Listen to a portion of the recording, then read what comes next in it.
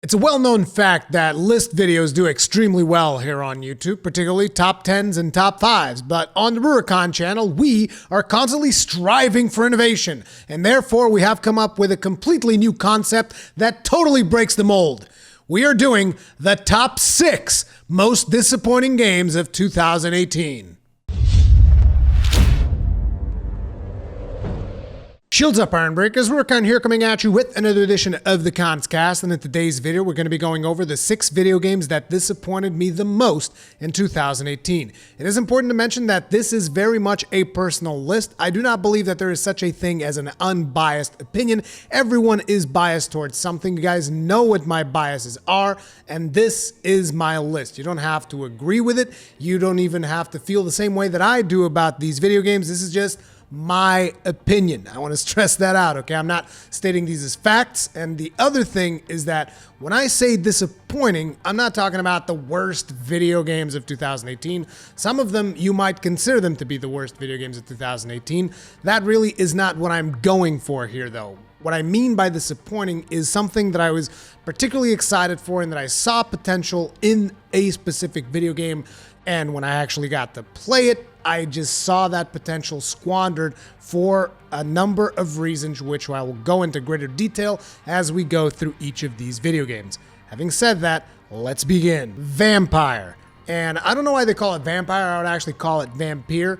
But the reasons why this particular game disappointed me is because I saw a lot of potential in terms of the choices that you could make, the people that could actually survive in the video game itself. And I saw a lot of potential for that system, that narrative that was being told there. And it all ended up falling flat for me in more ways than one, because essentially what the game wants you to do, the right way to play the game, is to not kill anyone. And I was like, but there are clearly characters here that are evil. Shouldn't me killing the evil characters have some kind of an influence that, you know, it would make the world a better place? But no, your objective is to basically keep everyone alive.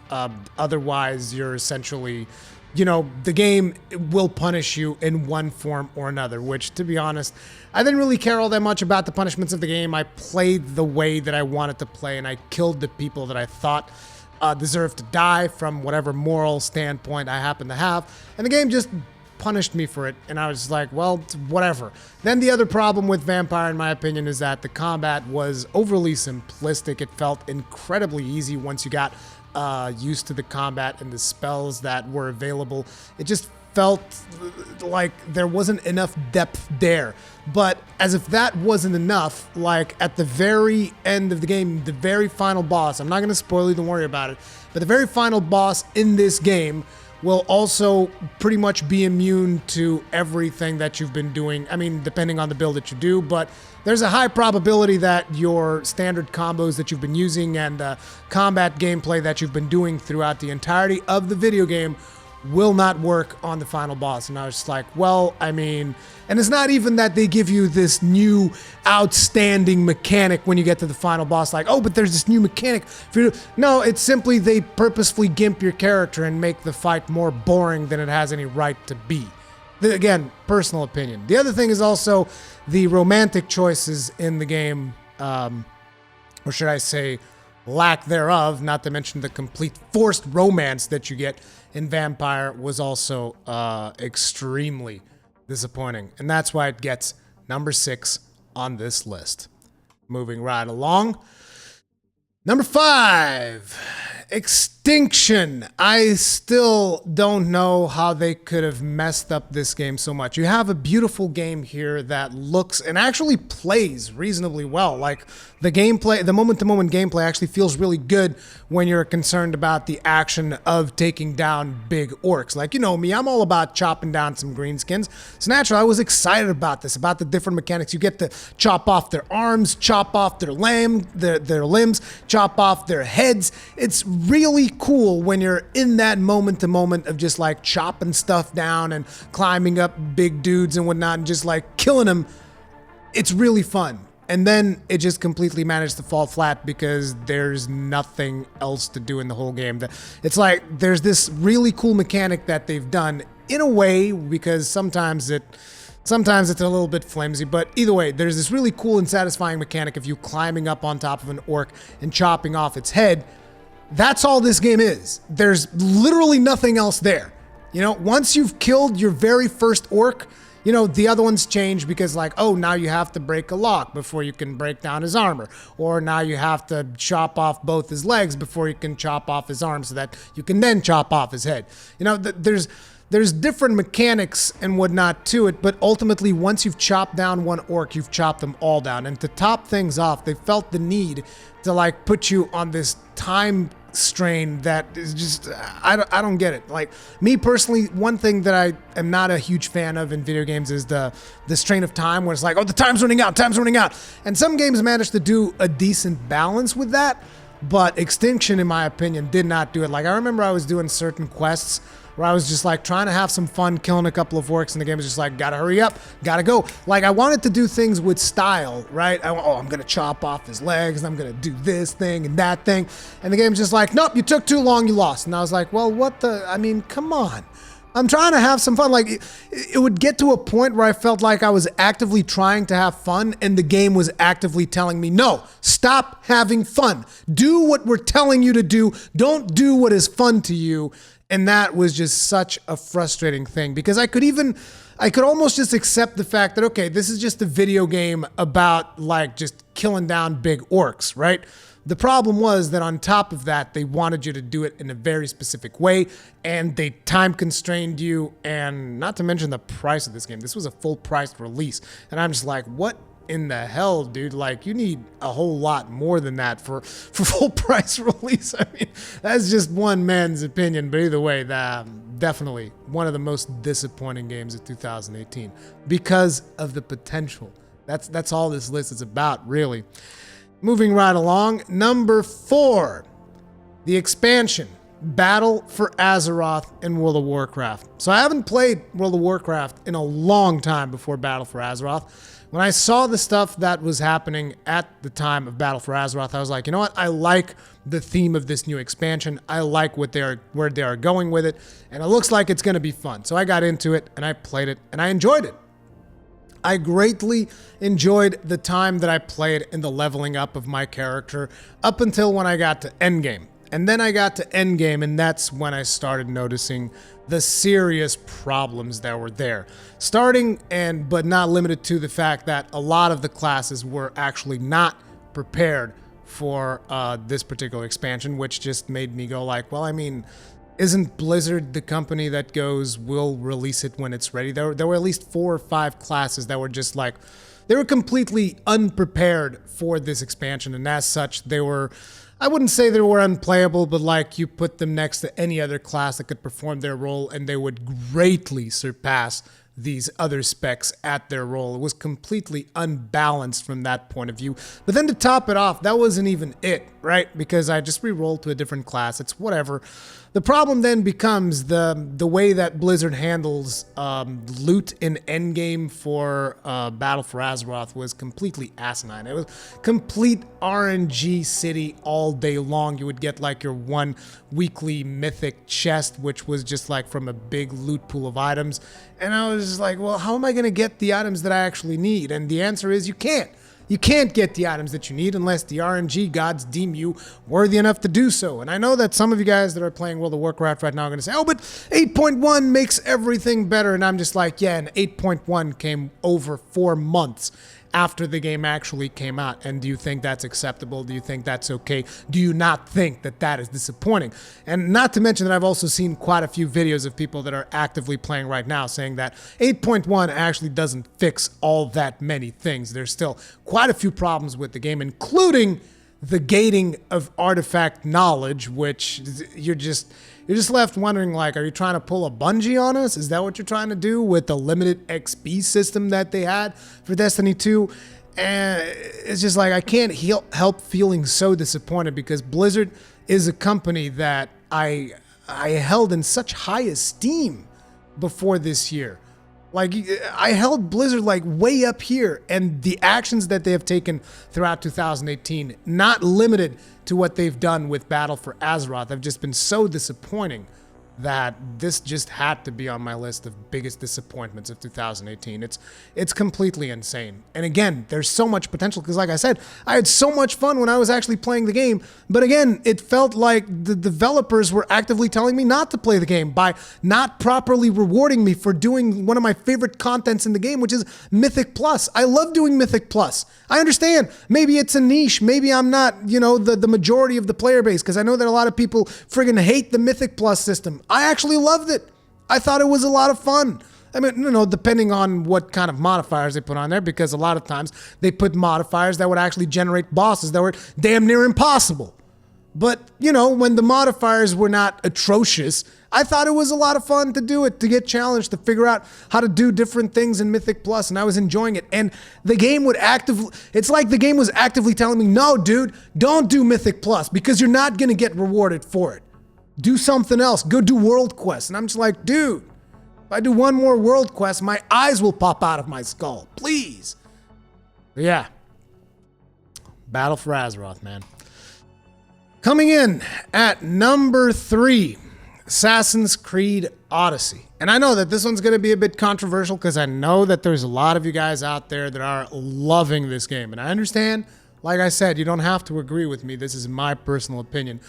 The reason why it is one of the most disappointing games for me, and the reason why it scores so high on this list, is specifically because I was super hyped about it. Like, I was really excited for this game because of the Spartan theme. Like, you need to understand something. Like, I wrote off the Assassin's Creed franchise for a while now. I completely wrote off. I said, okay, this is just a franchise that it's not for me.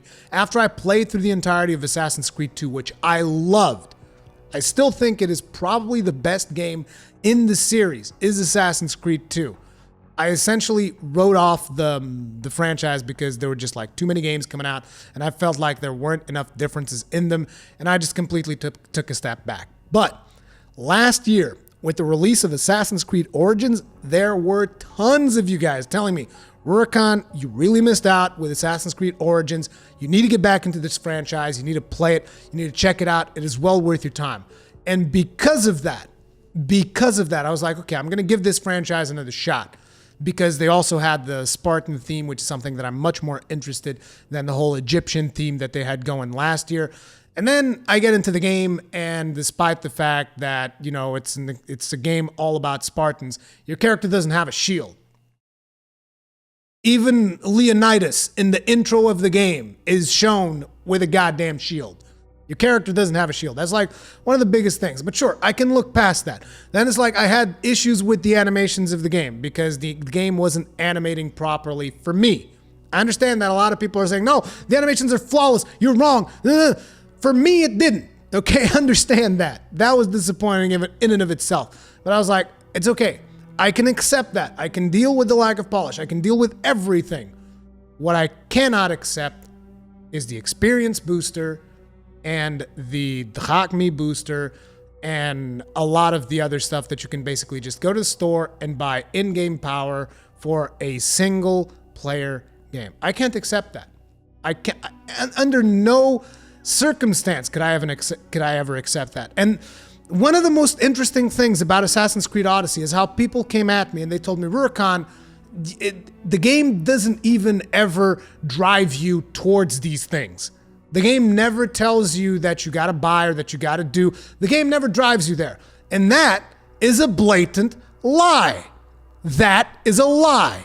As a matter of fact, anyone that was watching the live streams that I did of Assassin's Creed Odyssey will have seen that is a lie.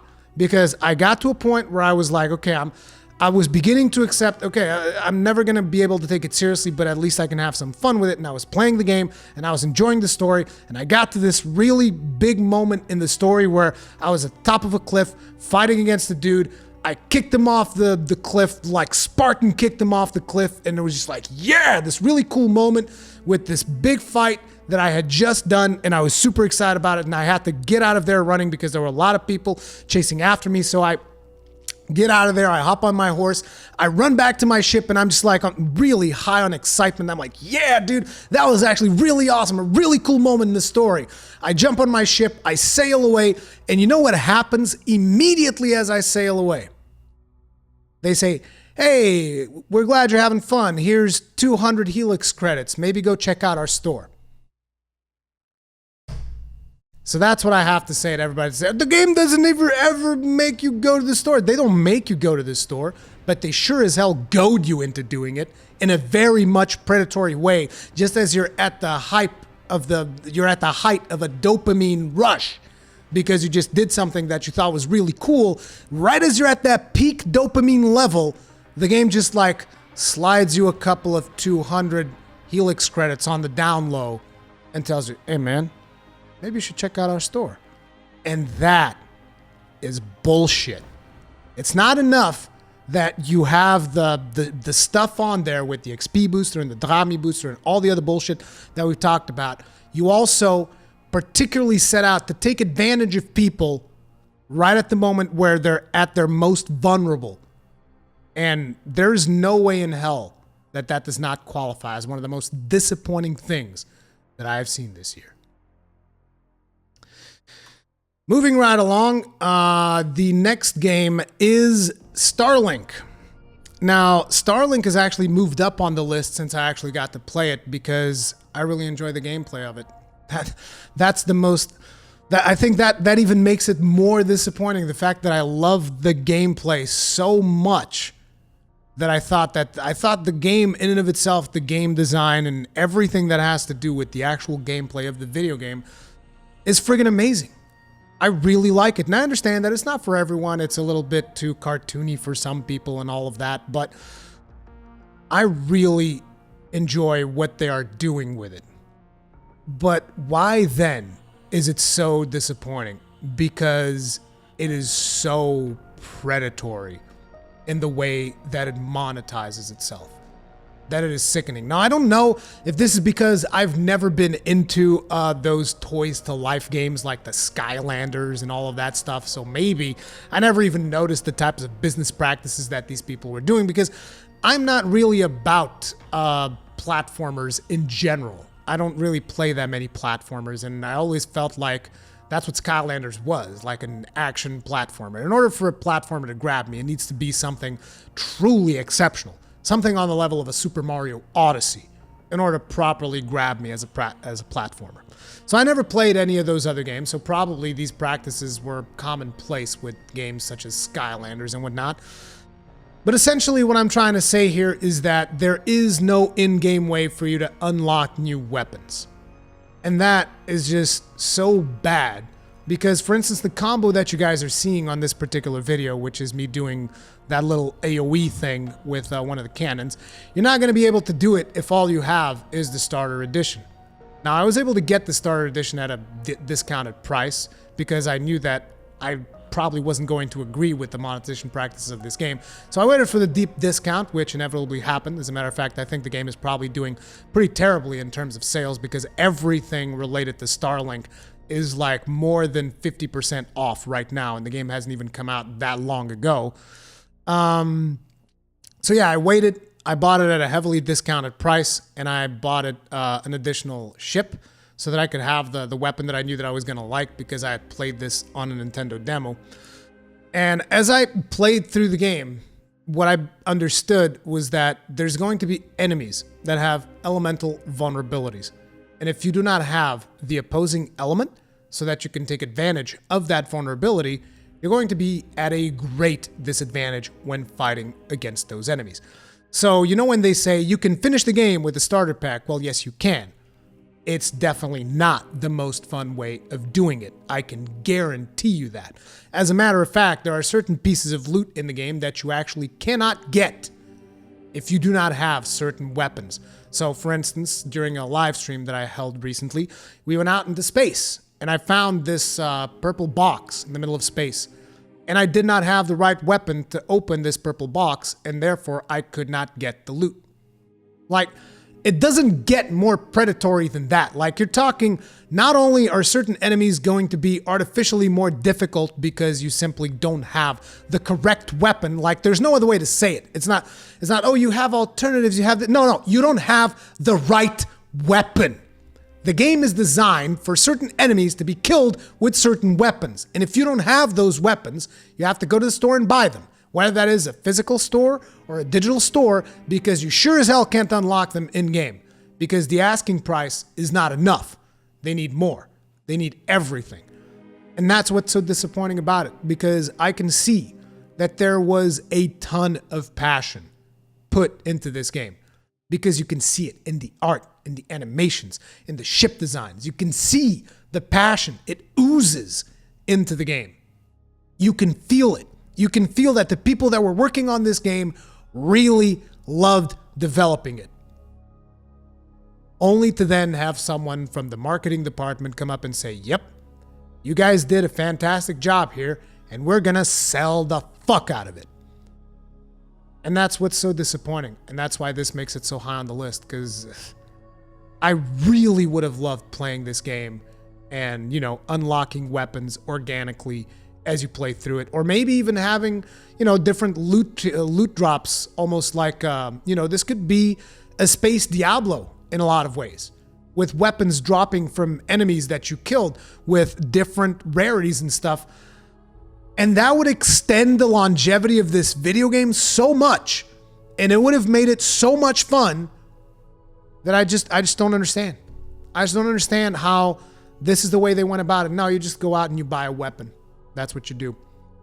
You just go out and you buy a weapon. You buy the cannon, and then you put it on the ship, and there you go. That's almost how you level up in a way. There is this separate level up system and experience system and all that, but I kind of feel that that's how the marketing people saw it. They're like, yep, when you want to level up, you go out and you buy a new weapon. Some people will say that I'm exaggerating, but that's simply because I just see so much potential here. Maybe that's just me. Maybe I'm just particularly biased towards space games or something like that, but I just thought this thing looks amazing. But I can't respect the way that they've designed the business model around this game, particularly when it's a game that appears to be more targeted towards children. Like, how predatory can you get? You're gonna have kids just like harassing their parents for Christmas, like, Daddy, I need you to go buy me the new weapon, because otherwise I can't play the fucking game, Daddy. The game you bought me, I can't friggin' play it because I don't have the right weapons, Dad. Dad, please. And moving right along to the most disappointing game of 2018, which is not going to be surprising anyone. It has to be Fallout 76, because it came out the way that it came out, completely fucking broken. But the worst part is, even if you look past, beyond the glitches, beyond the bugs, and just say, imagine this game came out in pristine condition. Like, there was no glitches, there was no server errors, there was nothing. It was just like the game was perfect, as they intended it to be. It would still be a terrible friggin' game, because the quests are fucking atrocious. Like, there's no other way to put it. The whole holotape situation, dude, it is garbage. You picked up something that you've done on a lot of single-player Fallout games with the whole holotape stories and stuff like that, and you try to make a whole game around it, and it doesn't work. Particularly doesn't work because this is a game that's meant to be played in multiplayer, and those holotape quests are not only boring as fuck to do, even if you're alone, but if you happen to be with a friend, they're particularly more boring, because now you both have to listen to the goddamn holotape before you actually figure out what you gotta do next. It is terrible. Not to mention that the whole narrative structure of it just feels atrocious. Like I've said repeatedly, and I'll say it again, you're just following in the footsteps of dead people. These people don't fucking matter. They're dead. They're all dead. None of this matters. The whole story from beginning to end, none of it matters. It is literally fucking pointless because everyone is dead. Everybody's dead in this fucking world. The only people that are alive are the other players. They're all following around the footsteps of more dead people. As a matter of fact, it makes me wonder who the fuck is giving out these rewards at the end of each quest. They're all dead. Everybody's dead. There's not a single fucking person alive. There's super mutants, but everybody else is dead. There's super mutants and robots and fucking Scorched and whatever. Everybody's dead. Doesn't matter. It completely devoids all quests of any meaning because you already know when you hear the voice of someone in your Pip-Boy, this person is talking to you, and it's all very well voice acted. That's the thing. It's particularly well voice acted because Bethesda is apparently good at that shit. They got good voice actors. They're acting out their lines really well. Everything is pristine when it comes to the voice acting. But it's like there's an immediate disconnect the moment you plop that holotape in there. It's like you already know this person's fucking dead. What do I care? What do I care? Sure, it's fun. Like some of you might say, oh, it's fun because we can hear the story of this or the story of that. But that person's fucking dead, dude. They're dead. They're all dead. There is one thing that I really enjoyed doing in this game, which was running throughout the world with friends. If you happen to be with friends and you're going out through the world and killing things and looting things, that is fun to an extent. But ultimately, even that turns out to be completely fucking broken because basically what I did was I set up this modular base that I created right next to a Deathclaw spawn, and I would just go there every now and then and kill a fucking Deathclaw. At level 15, I killed a level 71 Deathclaw. 71! Legendary Deathclaw. Killed him at level 15. Like, what? That doesn't make no sense. No sense whatsoever. The game is broken and it's just so disappointing. And I know that not a lot of you guys are probably about to click away from the video right about now. There's one more thing that we gotta talk about when we're talking about disappointment in 2018. One thing that I will never, ever forget. No matter how long I do videos, no matter how long I work in this industry, I will never forget this one moment of 2018.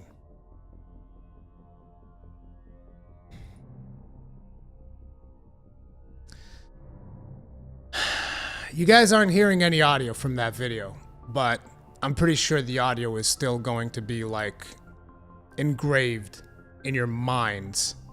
You can probably hear everything that Wyatt Chang is saying right now in your own heads if you care as much about Diablo as I do.